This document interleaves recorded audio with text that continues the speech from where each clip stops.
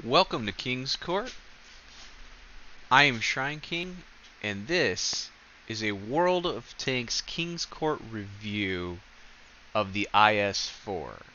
So, the IS-4 is a Tier 10 on-track tank line of a heavy, one of many heavies now, and it is well known for its defensive, blocking, and brawling capabilities.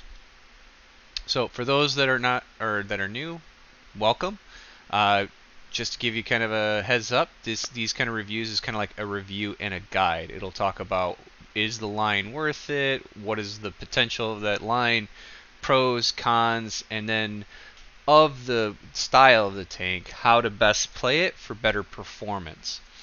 So this is a Russian tank, and we're going to get right into this for the pros and cons of the tank. So here you'll see there's the appearance of the tank. It is a very cool tank by appearance alone. Now some of the notes to know for this is, so the pros, it has unique armor that makes it capable of blocking multiple targets from different angles.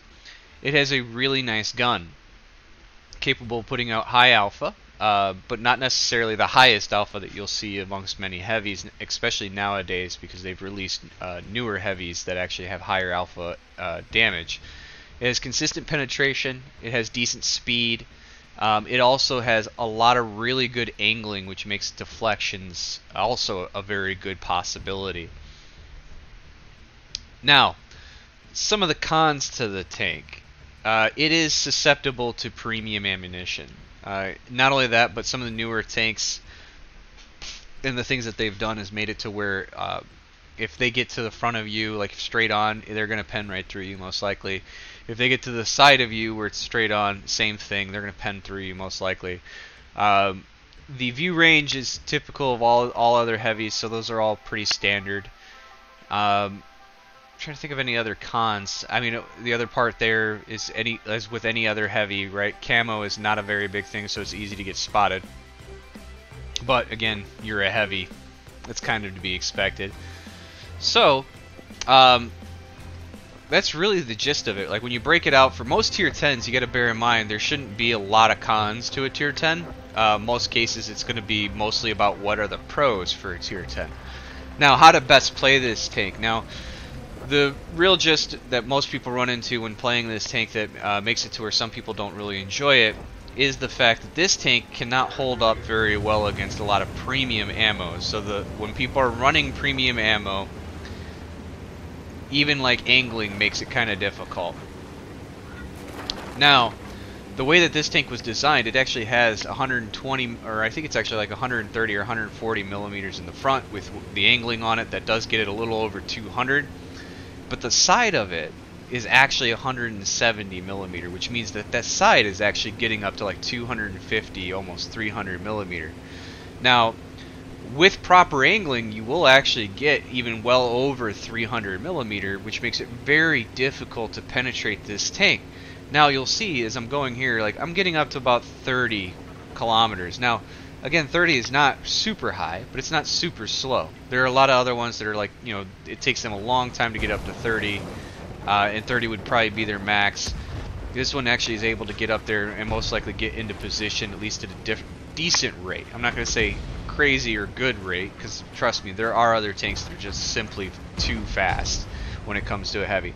Now, you'll see here, the way that I'm angling, now I'm scoped in, but right before I went in there, the way that I angled is rather than doing the typical like 10 or 20 degree rotation, I'm actually doing like 30 or 40 degree rotation. And the reason being is once you do the 30-40, that is actually your optimal because your side armor is actually more armored than your front. Now with the angling of the front, the front itself becomes super armored at the proper angling. So this is where you'll see I'm actually kind of tilting mostly to the side, and that's most of how your style will be for play. Now, again, like any other tank, if targets get all the way around you, so for example, if I had a target straight perpendicular, a target straight ahead of me, and a target straight from where I'm angling, I'm not going to have optimal defense against all of the targets. I have optimal against the one that I'm angled best to, but I will have decent defense still against the other targets, even though it's not necessarily the greatest angle. Because like honestly, most tanks, if you're giving them a straight shot into you, that is typically not the best bet. Now, this tank is really good at brawling. It also can benefit from a lot of distance fighting because its turret is extremely strong. It's very rare someone's going to be able to penetrate through your turret. Now you'll see here, that guy just hit my track, nothing big. Now, there I only claimed 19 hit points of damage. Now you'll see that this guy is actually just hitting my track, and that's okay. That particular tank, I'd rather him hit my track than not, because he would have actually probably done damage, especially if he was using hesh rounds. And you'll notice the reload on the gun is actually really nice. So I'm down to about a 10-second reload, but I do 440 average damage. Now again, with most Russian weapons, the accuracy is not wonderful, but honestly in the IS-4 the accuracy is not bad. And its aim time is not horrible either, which is also typically what you run into for your Russian heavies. Now you'll notice that I've already blocked a couple shots. Most of those shots were actually more towards my tracks, and that's the funny part too, is there isn't a lot of hull to really aim at on this tank very often. If you get to the front, sure, there's a lot to aim at there. But again, if someone's angling properly, it's almost as if you're actually angled like a side scraper to the front of your tank, and it's going to make it very difficult for them to try to pen you if they're aiming at your front. At the same time, they're going to think, well, they can try to shoot the side, but again, the side is actually 170 millimeter, and with proper. Now here you'll see, okay, well, that guy was right to my front, so immediately I rotated so that way I am no longer at his front. Now that tank, sadly, does not have the best accuracy, but if it hits, it is a boomstick. And I kind of wish I actually had some better showing of the actual bouncing and defensive capabilities of this tank. So I might actually make a secondary video of this. But for the gist of this tank, you'll see this is how I would play it, honestly. You don't necessarily have to be fully in the front, but you're definitely good for brawling. The gun has massive potential to rack out damage, and again, it's not very poor accuracy. One of the key things I would emphasize a little more when playing top tier heavies is, while yes, there are heavies that can rush into position, but that's kind of the gist of it, is you want to get into position. From there, you're actually playing the long game. You don't want to just rush at targets and try to rush out in the open like you are an impenetrable force to be reckoned with. See it right here. Now here's the thing to know, right? So like on the fly, I apparently cannot, like my accuracy is really bad, but you'll see here, that's a trick to know too, is if you can shoot down into someone's deck, kind of like how this guy has it, that's usually a good chance you can penetrate on almost any tank. Now I tried ramming to do extra damage to him, but that tank is actually really big. Even though I am a heavy, I probably would not do a lot of damage, and I think I only did maybe 100. So, and the good thing is with this gun, it has a lot of potential to penetrate through, and you'll see I have not actually used any premium ammo on this entire fight, and I'm still being able to knock through a lot of targets. If you see yellow, so here, there was a perfect block, right? So now you'll notice that where I got shot from, I am actually at the right angle. It's the angle that I want. So there, I got unlucky. He turned just enough. I was kind of hoping he was going to fire some more, so you can see just how easily it'll block from that angle.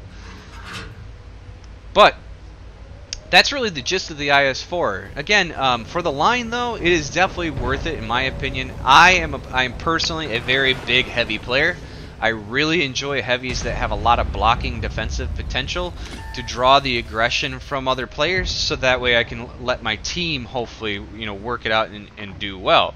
Now sadly, you don't always get it to where you can make people shoot at you, because if they realize that you're actually doing really well at blocking, they kind of stop shooting at you and aim at everybody else, and that kind of causes a problem for what I'm trying to do. But definitely well worth it when you do the Russians. I do highly recommend trying to go down this line because it's actually relatively cheap in comparison. Actually, most of the Russian tanks are. They don't require a lot of experience to get to. Some of the newer ones, I think, now finally have it where they're kind of comparable to other nations. So definitely worth it. The playstyle is really great. You're able to split many targets and be very defensive with the tank, so it allows a lot of capabilities to benefit for a aggressive play if you choose to, or even just a pure defensive play. So again, I hope this stuff helps you guys. Please feel free to like, subscribe. I am continuously bringing out these videos, and again, if you have particular lines that you're looking for or just want some details, by all means, just let me know what you're looking for, and I'll do my best to get it out there for you. All right, thanks again.